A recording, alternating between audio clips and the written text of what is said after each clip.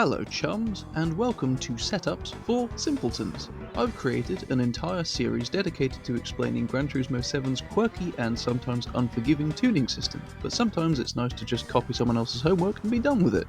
So in this series I will take one car at a time, show a complete setup, and a lap of the Nürburgring for good measure. Disclaimer, if you use my setup it does not mean you're a simpleton. Let's begin! Ah yes, another GAC engine.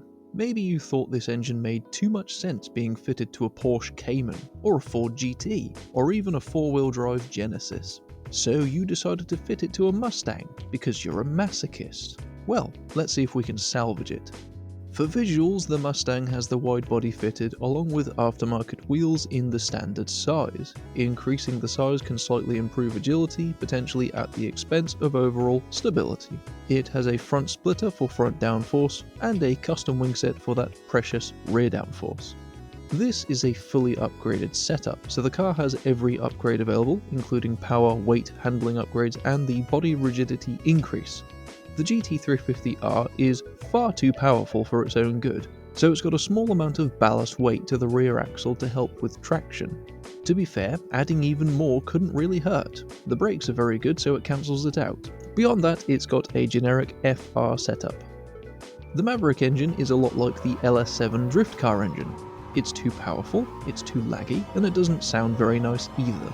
However, most of the cars that can receive the Maverick engine are either stable, heavy, four-wheel drive, or have lots of downforce. Meanwhile, the LS7 engine can go into a van, a 35-year-old Silvia, and a Volvo 240. So this Shelby can handle the immense power of the GAC engine much better than the S13 Silvia handles the LS7, for example. However, this car is absolutely nowhere compared to the Ford GTs or the Porsche Cayman or even the Genesis, which can also have this engine. It suffers mostly from the lack of a rear diffuser option. I would bet this would be one hell of a formidable machine if it did have that downforce benefit from the rear diffuser. As it is, it's still a surprisingly decent car, but it's not going to be breaking any records here today. It is worth mentioning that this has a weirdly low performance point rating of 780, which could cause a few surprises in a lobby.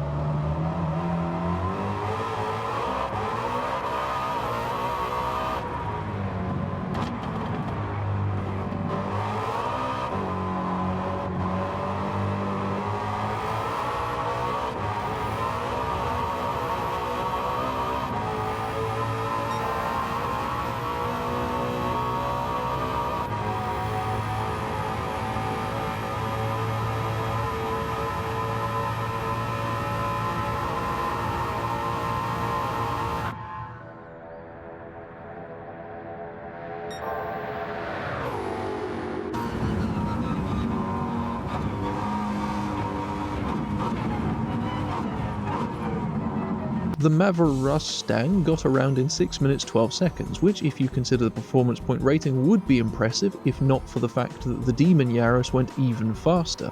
Even the V8 swapped Toyota Celica just behind it in the timings has a smaller PP. So that was my setup for the engine swapped 2016 Shelby GT350R. I hope it helped. Thank you very much for watching. Please do like, subscribe and kick my bell so that you get notified of my future uploads. Take care of yourself, and ta-ra.